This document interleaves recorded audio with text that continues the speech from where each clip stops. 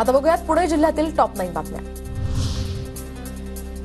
पुण्यात पतंगबाजीसाठी आता छुप्या पद्धतीने मांजा विक्री, नायलॉन मांजाची विक्री करणाऱ्यांविरोधात कारवाईचा बडगा। गुन्हे शाखेच्या पथकाने एका महिलेला घेतलं ताब्यात। पुण्यातील कल्याणी नगरच्या पोर्शे कार अपघात प्रकरणी अरुण कुमार सिंग विरोधात आता 477 पानांचं आरोपपत्र दाखल। अल्पवयीन मुलाच्या रक्ताचे नमुने बदलल्याप्रकरणी आरोपपत्र। पुण्यातील राजगडमधील विविध पक्ष आणि संघटनेच्या कार्यकर्त्यांचा भाजपमध्ये पक्षप्रवेश। भाजपचे तालुकाध्यक्ष राजू रणुसे यांच्या नेतृत्वामध्ये पक्षप्रवेश झाल्याची माहिती। तर पक्षप्रवेशामुळे तालुक्यात भाजपची ताकद वाढणार। पुण्यातील फर्ग्युसन महाविद्यालयामध्ये इंडिया सायन्स फेस्टिवल तर फाउंडेशन फॉर ॲडव्हान्सिंग सायन्स अँड टेक्नॉलॉजीतर्फे आज आणि उद्या महोत्सवात वैज्ञानिक प्रयोगांसह विविध उपक्रम सादर होणार। काळूबाई देवीच्या यात्रेसाठी आता भोर प्रशासन सज्ज। तर यात्रेच्या पार्श्वभूमीवर प्रशासनाच्या सर्व विभागाकडून आढावा बैठक। मांढरदेवी घाट रस्ता वाहनांसाठी सुरक्षित केला असल्याची माहिती।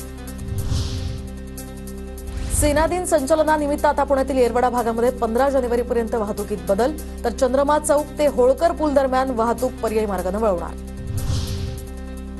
पुण्याच्या पूरमधील द्वारका वृद्धाश्रमात आरोग्य शिबिर संपन्न। तर आश्रमातील वृद्धांच्या आरोग्याची या ठिकाणी तपासणी। पुण्याच्या मुळशी तालुक्यातल्या पिरंगुट या ठिकाणी मुख्यमंत्री फडणवीसांची साकारली रांगोळी। तर भाजप युवा मोर्चाच्या कार्याध्यक्षांकडून फडणवीसांना मुख्यमंत्रीपदासाठी अनोख्या शुभेच्छा। तिसरं विश्व मराठी साहित्य संमेलन पुण्यात होणार। फर्ग्युसन महाविद्यालयाच्या मैदानावर 31 जानेवारीपासून साहित्य संमेलन। तर केंद्रीय सांस्कृतिक मंत्री गजेंद्र सिंग शेखावत यांच्या हस्ते साहित्य संमेलन उद्घाटन होणार।